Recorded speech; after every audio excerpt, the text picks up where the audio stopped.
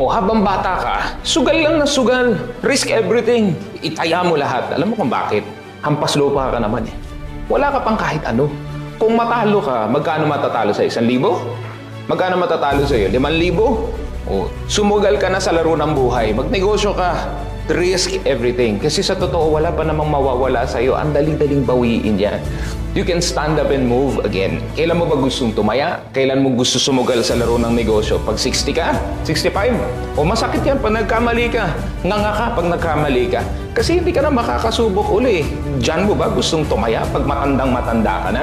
So habang bata ka, you have the freedom to commit mistakes. And you can commit it again and again and again. Kasi wala naman yung repercussion sa'yo. You can always stand back up. So dream big. Fail hard. Dahil sa totoo lang, wala namang mawawala sa iyo.